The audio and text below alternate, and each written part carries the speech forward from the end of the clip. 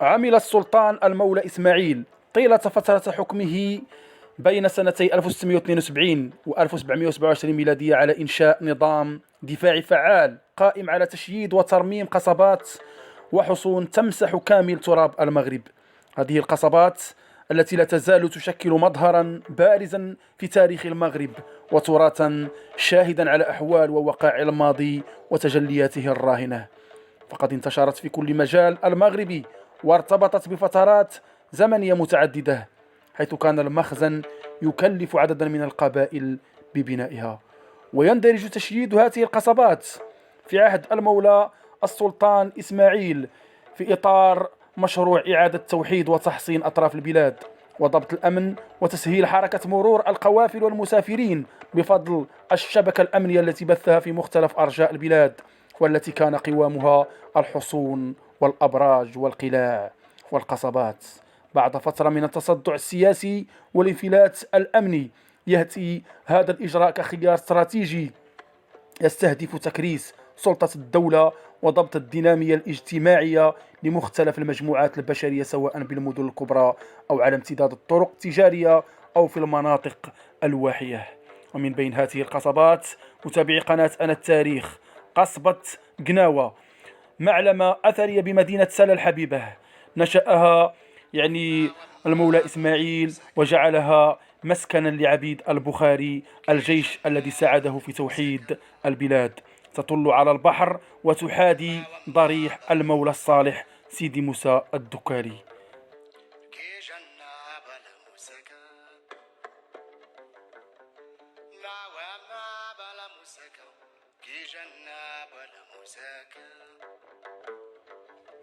تقع قصبة قناوة المعروفة بقصبة سيدي موسى أو قصبة الحريشي كما ورد في تاريخ الضعيف الرباطي شمال مدينة سلا، مقابل المحيط الأطلسي بجوار الولي الصالح سيدي موسى الدكالي، حيث تبتعد عنه بما يقرب من 400 متر. وقد سميت بقصبة قناوة لأن السلطان مولاي إسماعيل عندما أمر بتشييدها عام 1121 هجرية الموافق ل 1709 وأتم بناءها، وضع فيها جنودا من جيش عبيد البخاري رفقة أسرهم من أجل مراقبة الساحل الأطلسي وحماية مدينة سلا والتحكم في مجرى وادي أبي القراق والقضاء على كل التحركات التي كانت تقودها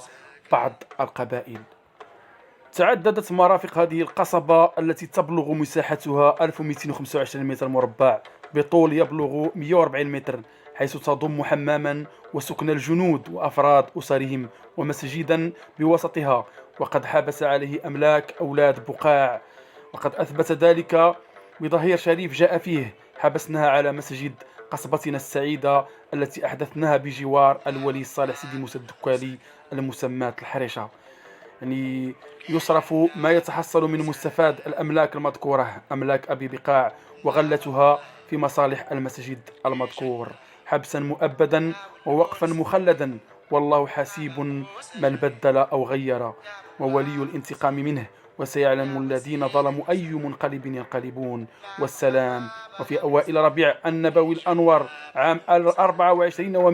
و100 وألف، محمد بن علي الدكالي، الإتحاف الوجيز، تاريخ العدوتين، الصفحة 62 الهامش 79. وحسب هذا المؤرخ فإن قصبة قناوة هذه ظلت تضم هؤلاء الجنود وأسرهم لمدة 30 سنة إلى حدود مبايعة مولاي المستضيء بن إسماعيل عام 1151 هجرية 1738 ميلادية، حيث ستتعرض للتخريب من قبل عبد الحق فنيش، ولم يبق منها إلا سورها ومسجدها. بالمقابل تم بناء برجين داخل مدينة سلا، وأحد بباب سبتة، والآخر جدد به برج سيدي بن عاشر المعروف ببرج القائد، خوفا من العقاب الذي قد يطاله من مولاي المستضيء جراء هدم أجزاء من قصبة قناوة الإسماعيلية.